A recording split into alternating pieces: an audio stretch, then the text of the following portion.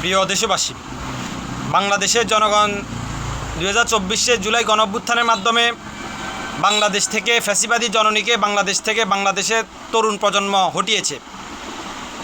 বাংলাদেশের জনগণ, বাংলাদেশের তরুণ প্রজন্ম ভারতীয় আগ্রাসন বাংলাদেশ থেকে রুখে দিয়েছে। আবার বাংলাদেশের বড় বড় রাজনৈতিক দলগুলো আমরা দেখতেছি তারা বাংলাদেশের জনগণের বিপক্ষে দাঁড়িয়ে, বাংলাদেশের তরুণ প্রজন্মের বিপক্ষে দাঁড়িয়ে বাংলাদেশের বড় বড় রাজনৈতিক দলগুলো দেশের বাইরে বসে ভারতের প্রেসক্রিপশনে বাংলাদেশে রাজনীতি করতে চায়। ভারতের গোয়েন্দা বাহিনীর এজেন্টদের মাধ্যমে বাংলাদেশে তারা রাজনীতি করতে চায়। তারা গেছে 17 বছরের মতো বাংলাদেশের মানুষের উপর আবার আগের মতো তারা তাদের চাপিয়ে দিতে চায় বাংলাদেশের সাম্প্রতিক বাংলাদেশকে।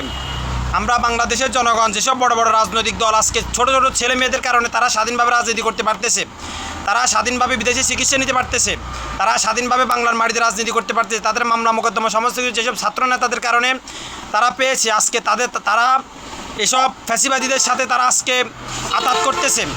তোমরাই ভুলে যে গেছো, গত 17 বছর তোমাদেরকে কুকুরের মতো মারছে। তোমাদের বাড়ির সামনে একটা সেতু করবে, সেতু করতে দেয় না, বারবার এসে ভেঙে দিছে।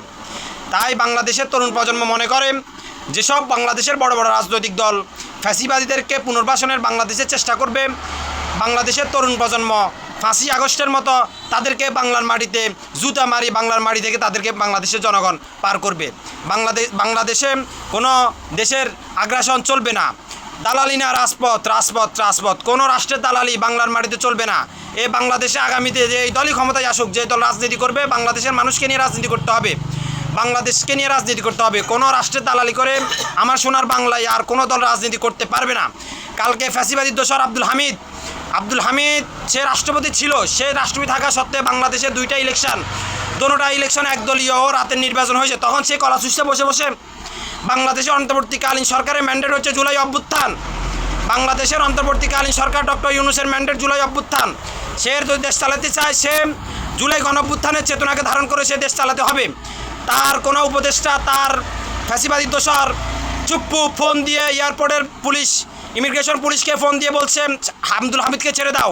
চুপ্পুর বাফের দেওয়া পুলিশ, চুপ্পু ফ্যাসিবাদী দোসর, এই চুপ্পুর ফোনে কেন আব্দুল হামিদকে পুলিশ ছেড়ে দিল, তার কফিয়তে চুপ্পুকে দিতে হবে। বাংলাদেশের তরুণ প্রজন্ম কাল রাত 10টা থেকে এ পর্যন্ত ঢাকার মিন্টু রোড, ঢাকার যমুনাতে ঐক্যবদ্ধভাবে আন্দোলন করতেছে। এই চুপ্পুকে অতি দ্রুত আইনের আওতায় আনে, তাকে রাষ্ট্রপতি পদ থেকে পদত্যাগ করতে হবে।